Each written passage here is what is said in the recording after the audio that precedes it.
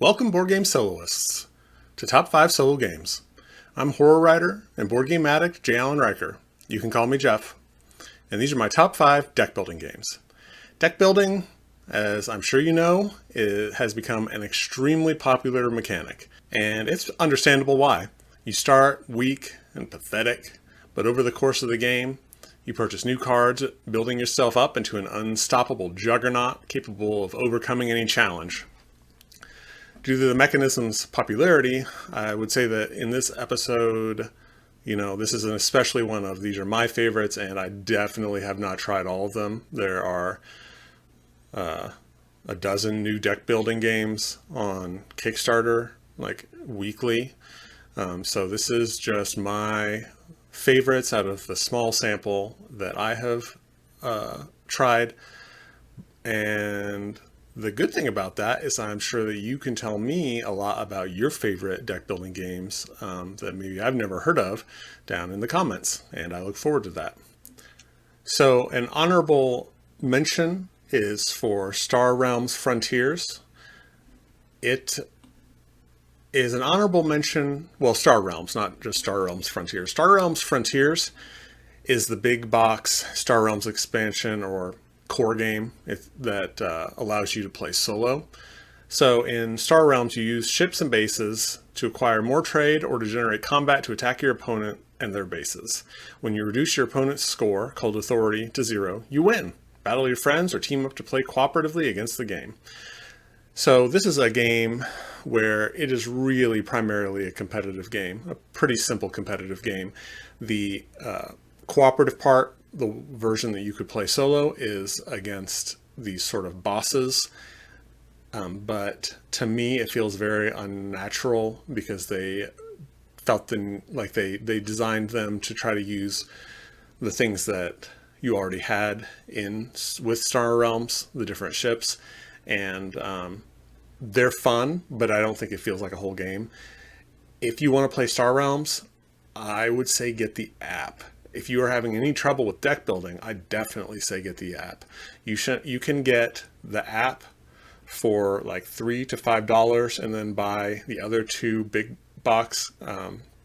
This is like Star Realms Frontiers and Star Realms, I think maybe Colony Wars, for like $5 a piece, and you have a ton of content, and you can play against an AI that will play the opposite side to your heart's content.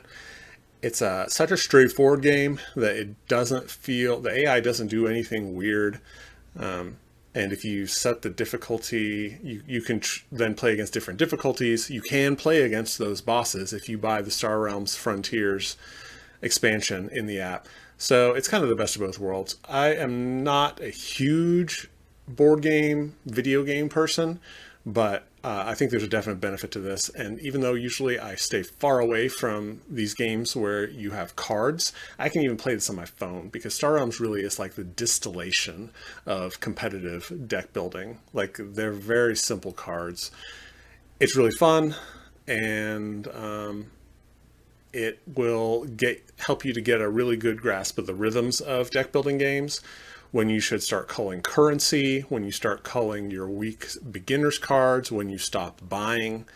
There are things that it probably would take you longer to learn against something that required more setup. My number 5 is Baseball Highlights 2045. Baseball Highlights 2045 is played as a series of minigames, each of which lasts 4 to 7 minutes. In each minigame, each player draws and plays a 6-card lineup drawn from their 15-card roster of active players.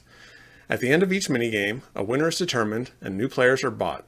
A team must always be 15 players, so for each new player bought, one of the existing players is sent to the minor leagues. So the fun thing about this game is that it really does feel like baseball somehow, with some very easy to understand and play mechanisms. And I would say that despite that, you don't need to be a baseball fan to enjoy this game. I'm not a big baseball fan. It is a nice thing to have on in the background if it's the Royals, but I still enjoy this game a lot. Now, the cool thing about the theme is that you've got robots, androids, and humans. And each of them play a different place on in your hand, in your deck. The culling in the game is instantaneous. You can, as I said, you can only have 15 players. So instead of the tension being of when to cull, it's how much to focus on humans for money, because humans are fan favorites when they can stand, or when they're actually good enough to stand against the machines, and when to get robots for basically everything else, because to be truthful, the robots and cyborgs are better baseball players. After each game, you trade away a rookie to get a better player from the market. In Solo, how many rounds of trades you make before the series, the 7-game series actually starts, is what determines the difficulty of the game. The AI has a deck with no rookies, and you never know what is going to be pulled next. You know it's going to be a good player, but are they going to be able to answer what you're putting up to the plate? The AI, therefore, is not really AI. You know, it doesn't have any thinking, but what it does have is a lot better cards than you do. You are going to lose the games early in that 7-round series. The question is, can you turn it around in time? There's no other deck builder like Baseball Highlights 2045. It's really fun.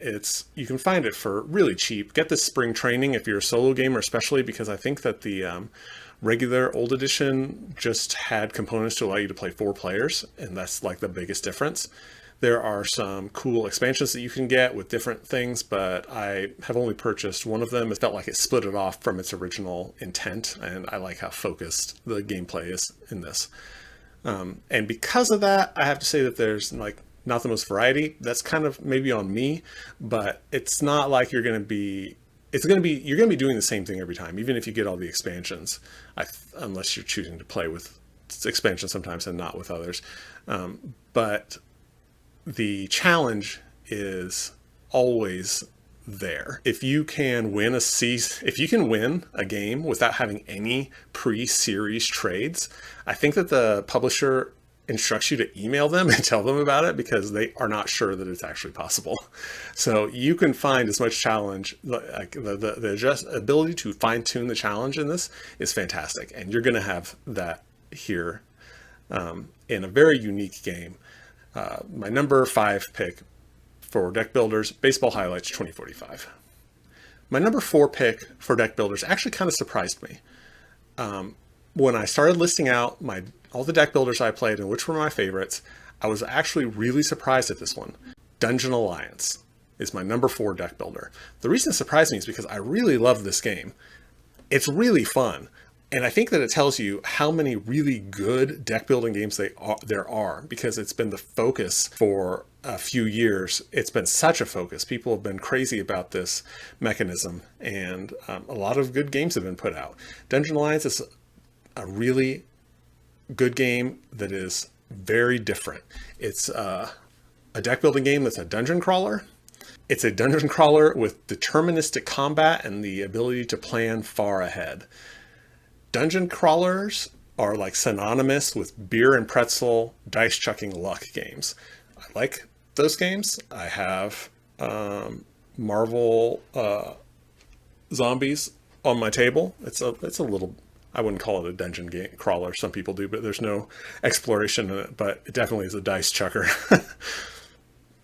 Dungeon Alliance is not that. You can plan very far ahead, and you just sit there and you analyze, and it's a really fun game to play solo. It's kind of funny though, because it is actually designed to be a competitive game, and that is why I feel like maybe it's not higher on the list. The win conditions for solo just don't feel super compelling. Like the gameplay is really fun, but the conclusion is a little bit less than satisfying. There's some adventure packs that I don't own. I own the expansion where you fight like a big boss at the end in this battle arena that you get a board for, but I hear that the adventure packs add a bit of more dungeon crawlery, less puzzly feel to it, and I might get those sometimes because I really do enjoy this game, and it would probably help me get it to the table to try out something new.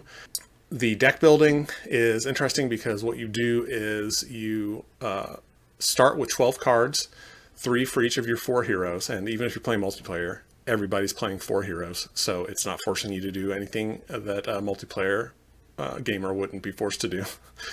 And as you defeat monsters, you get XP, and those XP are points towards the end of the game, and they are also currency for buying cards from a market.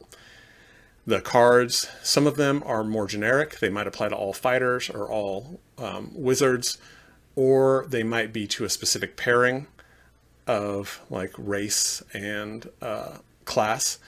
And so you are trying to decide which is going to help you the most, which is going to come up most often, which cards are going to best balance out the dynamic of your team. Because that's the thing in Dungeon Alliance, the characters are very different in what they can accomplish. So when you create that 4 character alliance, it counts for a lot. This is an excellent game.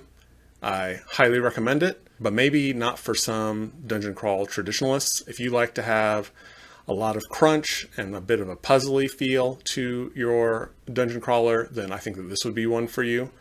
Something that I do to make it go the other way a little bit and make it feel a little bit more thematic is to actually play it on Advanced Dungeons and Dragons Legend of Drizzt tiles. So that is my number 4 deck builder, Dungeon Alliance.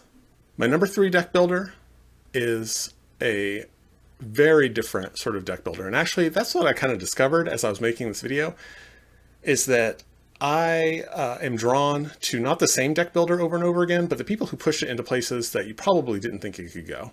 And I think that this is one of the best examples of that, and that is Imperium, both classics and legends. I own both of them.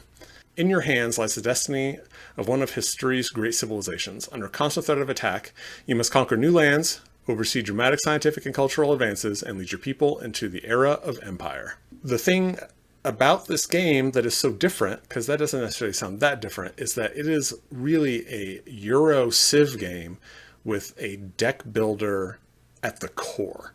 This is not like Lost Ruins of Arnak, where it's got like this deck builder kind of tacked onto it.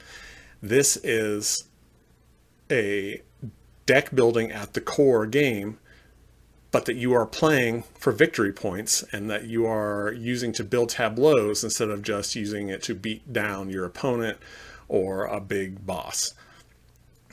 This has a weight of 3.57, but I don't think that the gameplay is actually that difficult. It's that because of the pairing of a really very Euro deck builder, it has a lot of vocabulary that you do not see in deck building games, or honestly in any game. It feels like they blazed some new trails here, and so they made up new vocabulary to describe it, and I think that that is half of the struggle to learn this game. Once you learn it and understand it, which is why I would suggest that you watch it played on YouTube a few times before trying it. I don't think this is a good one to try to learn from the book, not because the book is not good, but just because the concepts are very different. I think that once you get that down, that it flows very naturally. There's an AI for each society so you can do a pairing of like Vikings versus Atlanteans.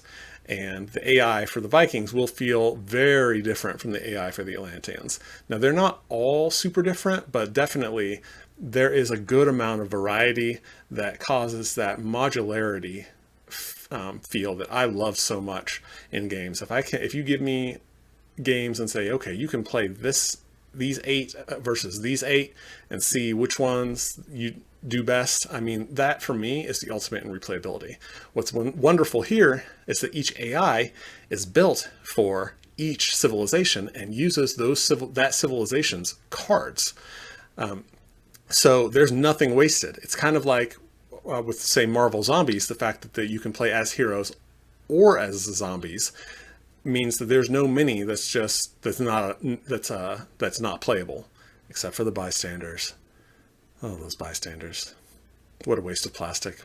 Anyway, back to Imperium, Classics and Legends.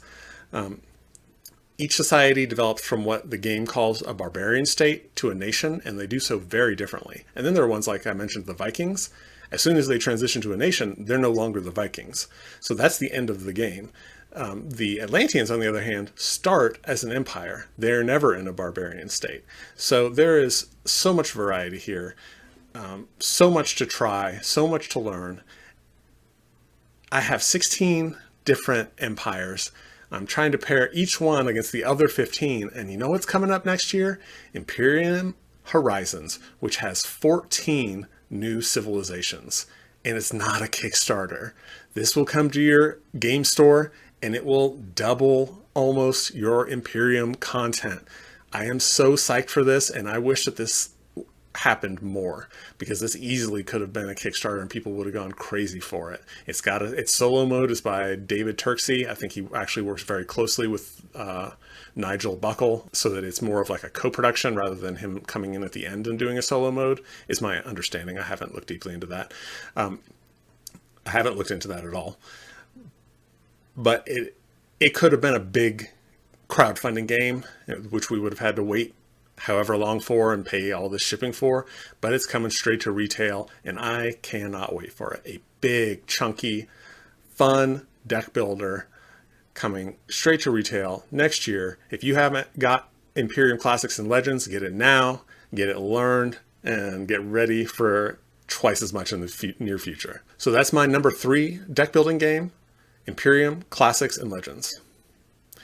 My number 2 deck building game is another really original one. And this is an older game as far as deck building games go.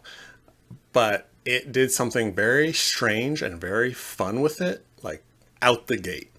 And that is Friday. Friday is from 2011. It has a weight of only 2.16, but let me tell you what, this is a game that's going to have you thinking. It is wacky and it is deadly. Friday is a solitaire deck building game in which you optimize your deck of fight cards in order to defeat the hazards of the island. During a turn, the player will attempt to defeat hazard cards by playing fight cards from their deck. If defeated, a hazard card will become a fight card and is added to the player's deck. If failed, the player will lose life points, but also get the opportunity to remove unwanted cards from their fight deck. So in this game, you are Friday. Robinson Crusoe has shipwrecked on your island, and he is a moron, as you can see from these card images here. And he will not survive without your help. As the description stated, instead of having a market, you use your cards, which have attack points and special effects like gaining life and deleting cards from your deck and drawing more cards for free, and use them to face obstacle cards, which then become cards that you can use in future turns. So you're building your deck by overcoming the challenges that you need a good deck for. The way that it works, it does this, is that first of all, there are 3 stages of difficulty which ramp up the points you need. And also you're always choosing between 2 cards. So at the beginning, you're hoping to be able to get a bunch of easy cards to be able to add them to your deck so that you can later on take the harder cards. But here's the thing. The way that you cull cards from the deck, and you have to, because you start with a bunch of cards that are worth 0 attack points or that are worth negative attack points, and as you cycle through your deck, each time you get a really bad card, you need to get those out of your deck. They clog them up and like cause your death. Well, the bigger you fail by, the more points you get to destroy these cards from your deck. So at the beginning, a lot of times, you're losing all of your confrontations, but you're using that to get rid of the cards that are causing you to lose. It's just perfectly balanced. It is so engaging and so tight. And you have this thing where the obstacles are a source of danger, but so are the cards in your own deck. It's something that I have not encountered in any other game, although I've heard that there is a fantasy game that does this, and I kind of would like to try that one day. But this game is so much addictive fun. It doesn't have a ton of variety. It's not like Imperium. You can try different strategies, but really you're going to get the cards that are put in front of you. So it's more minor tweaks to your tactics, and trying to stick to a smart overall strategy that is kind of always the same. But even though it doesn't have that variety, it is just so much fun. I can play this game over and over again, and I never get tired of it. I'll play it 3 times in a row, and I'll stop just because it's time to stop playing games. And I will. And one thing that I really like about it is that, despite that being the flow, at the end, you face off against a big boss, 2 big bosses. You face off against 2 pirate ships. They have a ton of health points. They let you draw a lot of cards, and hopefully you've got other cards that let you draw more cards, and hopefully you've got enough life, because spending life points is another way to draw cards, and you can make it to the end. But winning is by no means assured. It's a very challenging game, especially before you learn the tactics, but it's a really fun game to learn. So I highly recommend my number 2 deck building game, Friday. So I feel like I threw some kind of different deck building games. I just naturally feel drawn to ones that use the mechanism creatively. It's not that I'm trying to be a hipster, but I will say that, like, my number 1, you can guess it. It's the most obvious. It's the one that you might think of when you think of deck building solo co-op games. And that is Eon's End. And that is pronounced Eon. In Eon's End, you are survivors that have taken refuge inside of an underground city called Gravehold. You're a society of magicians that use breach magic, and it seems like the breaches have drawn in these godlike bosses, because this is a boss battler essentially, these godlike enemies, and they have destroyed all of mankind except for this one last bastion of humanity. For me, Eon's End is the platonic ideal of a co-op deck builder. It's just so good that it's so good that I think that a game is going to have to do something different in order to ever beat it. So you have a market, you have a currency, but you have minimal culling. I think that the minimal amount of culling of cards from your hand, like there's some mages that have abilities that let you do that, and then there are a few cards, but you don't know if you're going to get those cards in the market, because you should randomly be generating the market. Well, the thing is that you don't have to cut out your currency, because there's always something to spend currency on. It's a real struggle to decide whether you're going to buy more powerful cards, whether you're going to buy more currency, whether you're going to pay to use your special abilities, or whether you're going to open breaches.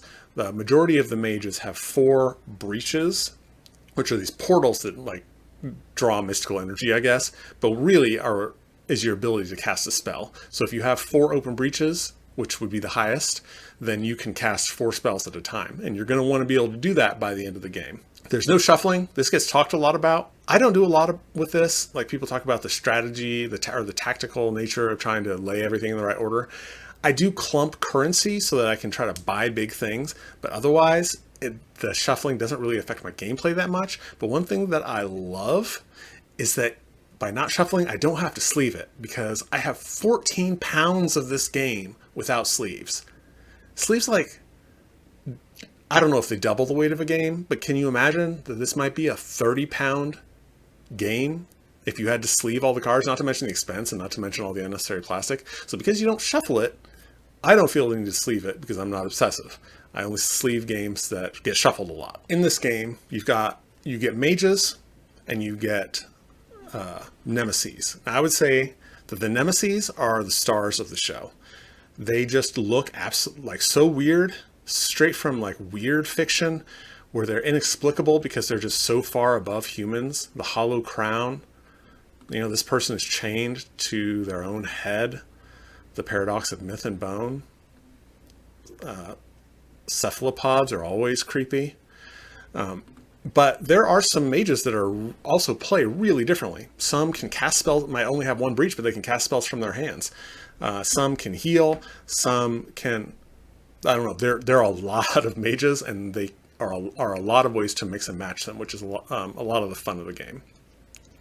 The escalation in this game is second to none. The only comparison are games by Eric Lang. That guy knows how to ramp up a game, but Eon's End is right up there with Cthulhu Death May Die or Marvel Zombies. Things go crazy. It goes from you being so weak and trying to gather your powers, your mystical resources, that the nemesis is barely even paying attention to you. Their minions are coming after you, and then you start to ding, and you can only just ping it for the smallest amount of damage, so that it feels like almost a waste of time, and you're trying to decide what you should spend your resources on. But by the end, you're blasting that nemesis, and you just feel like a god yourself. It's really that I love games that escalate like that, instead of, like, one of my big problems with Gloomhaven is the way that you lose cards from your hand, so you get weaker, and the match, like, sputters out and dies, and you just hope it dies before you do. This is the exact opposite. And I read that the narrative basis of the game. For me, that sparks my imagination so much. These godlike monsters, that they do such a good job of designing them feeling so strange and so alien that they don't even need to justify, like, why they're there attacking you. They're just, like, crushing you in their passing as they're going for the energy sources around you. Once the game actually started doing narrative, it got a lot worse. And then, spoiler alert, they escape Gravehold and they're just fighting monsters above ground. In my mind, that never happened. I still use my counters that show Gravehold underground, and my nemesis come to me to wipe out my entire civilization in a horrible, like, city contained in the earth. One of the drawbacks is set up and tear down. You got to pull all your spells, gems, and relics. Like, you've randomized them, so you got to pull all those. You got to build your starting hands and decks for however many mages you use, and I play with 2. And then you've got to build the Nemesis deck by pulling the correct number of cards for each stage and shuffling together into 3 different stacks, generic and specific, Nemesis-specific cards for each of 3 different difficulty stages, and then stack them up. That's okay, but to play a second game, that means you have to take all of that apart and then put everything back together. It never happens. The only way that I play a second game is if I want to play the same Nemesis in a row, because it's such a pain in the butt to build that Nemesis deck. But the good thing is, the Nemesis, I don't know if this is a good thing or not, are very tough, and they might just crush you, which means that I will sometimes then consciously swap in a couple spells instead of having it be totally random, and I'll try to choose mages that are a good fit against, like, whatever beat me. Did I die to damage directly to myself? Then I will play a healing character. So they tried to fix the setup time problem in Astro Knights by having all stages of the enemy in the same deck, while you use modifier tiles depending on what round it is, and that works really well. I do feel, though, like the market, instead of pulling cards to make a market and having 9 different cards that you're playing with, it has stacks of random cards, and there's, for me, the strategy, like the strategic planning at the beginning of how you were going to work your synergy between the mages and the cards that were available to you was a huge part of Eon's End. And I don't think I realized that until I bought Astro Knights and played it, and I was like, this isn't quite it. I may give it another chance. There's not a lot in that core box, and it's pretty simple. I did not back it because there's no need to back these games on Eon's End. You barely get anything for them. Wait until they're at your store, and they're going to go on sale for $30, and that's how I got all mine. So, despite the flaws, Eon's End is so good that I own the base set, Legacy of Gravehold, which is a massive core box, War Eternal, which is a small core box, New Age, which is a small core box. I own a ton of Eon's End. I own several of the they make expansions that are very worthwhile. I don't buy a lot of expansions, but each one of them gives you like 4 different boards, which is a mix of mages and nemesis, usually 2 mages and 2 nemesis. That's my favorite mix. And so my collection, I have to say, it's complete. I can't buy any more. I'm going to show you. So this is the box for the big box that I hold everything in. And keep in mind, I'm 6'6". So this is a very big box. It will jut out the back of your calyx. And here it is holding everything. Just huge amounts of mages, nemesis, cards. It's delightful though, because it's all mix and match. With this much content, it's like, I don't feel like I need to buy any more because it's just, first of all, nothing else will fit in that box. It weighs 14 pounds, so it will literally rip itself apart if I try. But I don't, like, that's a lifetime worth of content right there. And I'm ready for new things, but I will always come back to Eon's End. So those are my top 5 solo deck building games. What are your favorite deck builders? Are you more of a traditionalist, or do you have any that have really fresh takes on the mechanism that have surprised you? I'm always looking for fresh new takes on deck building, so let me know in the comments. And as always, have a great day and keep playing solo.